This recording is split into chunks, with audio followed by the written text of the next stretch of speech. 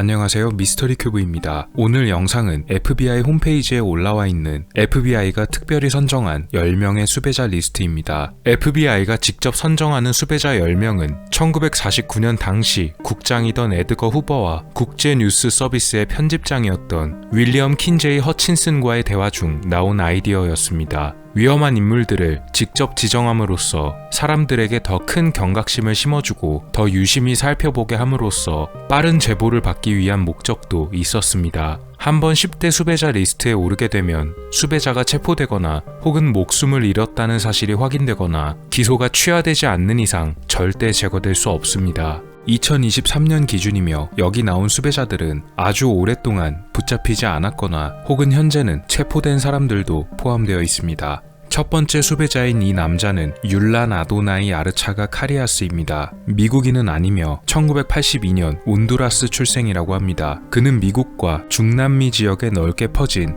MS-13이라는 갱단의 간부입니다. 온두라스 지역을 총괄하는 두목이었다고 하네요. 현재 이 남자는 불법 약물 밀매와 뉴욕 남부 지역에서 불법 무기를 판매한 혐의, 그리고 라이벌 조직 멤버들을 납치해서 목숨을 빼앗은 혐의로 수배되었습니다. 2023년에 새롭게 추가된 수배자이며 현상금은 10만 달러입니다. 조직의 멤버이자 두목인 만큼 위험도는 최고 등급의 수배자입니다.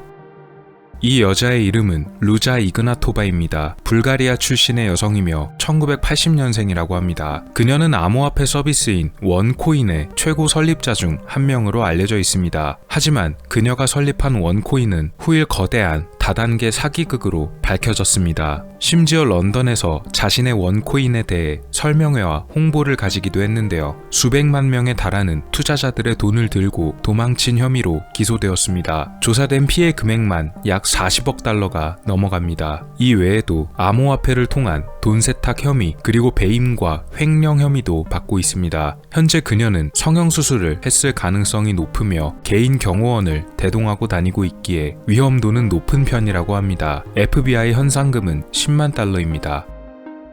세 번째 수배자는 아르놀도 히메네즈입니다. 1982년 텍사스 출신이며 2012년부터 수배자 명단에 올라와 있었습니다. 현상금은 10만 달러입니다. 그의 혐의는 아내의 목숨을 빼앗은 죄입니다. 그것도 결혼 다음 날 자신의 차 안에서 날카로운 무기를 이용해 저지른 뒤 집의 욕조 안에 부인을 유기한 혐의입니다. 일리노이주에서는 그에게 체포영장을 발부했지만 그는 사건을 저지른 뒤 곧바로 도망쳤으며 현재는 멕시코에 있을 것으로 예상됩니다. 당연히 언제든 붙잡히지 않기 위해 무기를 휴대하고 다닐 것으로 예상되며 FBI에서 밝힌 위험도는 최고 등급입니다. 이 남자의 이름은 오마르 알렉산더 카르데나스입니다. 1995년 캘리포니아 출생이며 역시 사람의 목숨을 빼앗은 혐의로 수배됐습니다. 그는 2019년 8월 15일 헤어 아이콘이라는 미용실에서 나오던 피해자를 총으로 저격해 목숨을 빼앗았습니다. 2020년 4월 3일 LA 대법원과 검찰에서는 그에게 구속영장과 체포영장을 발부했으나 현재 그는 기소를 피해 도망을 쳤습니다. 2021년 9월 2일 카르데나스를 체포하기 위해 연방수사국에 협조를 요청하게 됐고 FBI 수배자 리스트에 등록됐습니다. 현상금은 10만 달러입니다. 다섯 번째 수배자 알렉시스 플로레스입니다. 그는 여러 가지 가명을 사용하고 있습니다. 마리오 플로레스, 마리오 로베르토, 알렉스 콘테라스, 알레시스 콘테라스입니다. 그에 따라 생년월일도 다양하게 사용 중입니다. 1975년, 1980년, 1982년생이라고 위조하고 있으며 미국 출신이 아닌 온두라스 출생입니다. 현상금은 10만 달러입니다. 그는 2000년도에 필라델피아에서 일어났던 5살짜리 소녀 유괴 사건의 범인입니다. 7월 달에 실종됐던 소녀는 그의 아파트에서 숨진 채 8월 달에 발견됐습니다. 20년이 넘게 수배자 명단에 등록되어 있으며 미국 내에 없을 가능성이 높습니다. 무장을 하고 있을 확률이 높아서 위험도는 최고 등급입니다.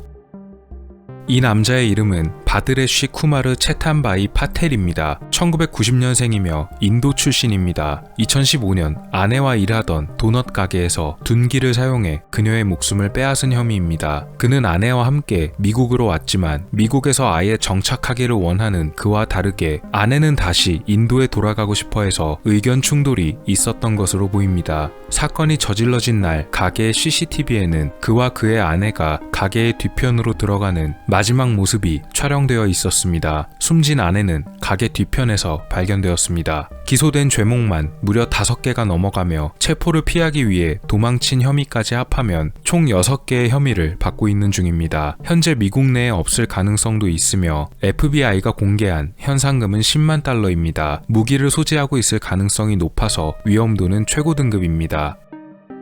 7번째 수배자 알레한드로 로잘레스 카스티오입니다. 1998년생이며 아리조나 출신입니다. 현상금은 현재 10만 달러입니다. 그는 2016년 공범 2명과 함께 여자친구의 목숨을 빼앗은 혐의로 기소됐습니다. 일각에서는 피해자가 여자친구가 아니라 그냥 회사 동료라는 증언도 있었습니다. 노스캐롤라이나에서 범행을 저지른 뒤 기소를 피하기 위해 멕시코로 도망쳤으며 마지막으로 목격된 모습은 머리를 짧게 자르고 수염을 기른 상태였다고 합니다. 멕시코의 베라크루즈 지역에 있을 확률이 높으며 현재 무장을 하고 다닐 가능성이 있어 위험도는 최고 등급입니다.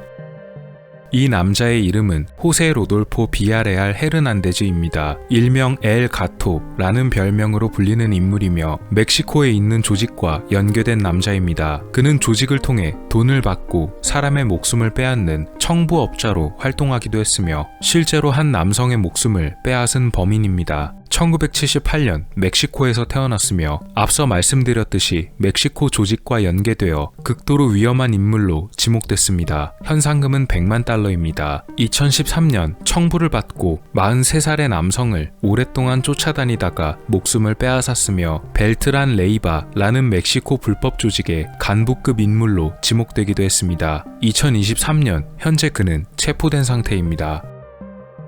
이 남자의 이름은 마이클 제임스 프렛입니다. 그는 2012년부터 2019년까지 자신의 공모자들과 함께 짜고서 여성들을 유인해 부적절한 영상을 촬영한 혐의입니다. 그는 인터넷에 피팅 모델을 구한다는 광고를 낸 뒤 모델 일을 하러 온 여성들을 속여서 부적절한 영상을 촬영한 다음 인터넷에 올려 영상들을 판매했습니다. 이들이 영상을 판매해 올린 수익은 약 1,700만 달러로 집계되었으며 그에게 걸린 현상금은 10만 달러였습니다. 그는 수배가 떨어진 이후 미국에서 도망쳤으나 스페인에서 체포되었습니다. 불법 영상을 판매한 혐의 등을 비롯해서 종신형을 선고받았습니다.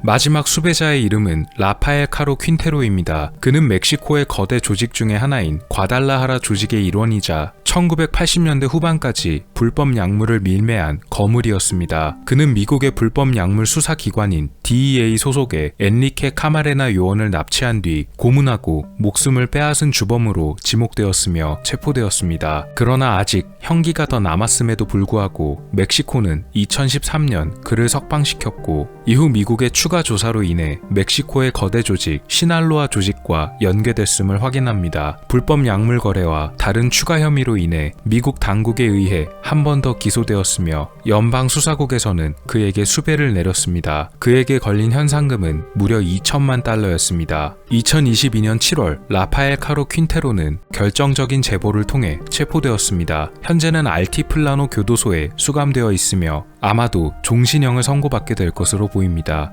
이상 10명이 FBI 홈페이지에 나와 있는 2023년 10대 수배자 리스트입니다. 이들 중 현재 3명은 체포된 상태이므로 곧 또 다른 3명이 새로 추가될 것 같네요. 오늘 미스터리 어떠셨나요? 여러분의 구독과 좋아요의 힘으로 다음에도 재밌는 미스터리로 찾아오겠습니다. 미스터리 큐브였습니다. 감사합니다.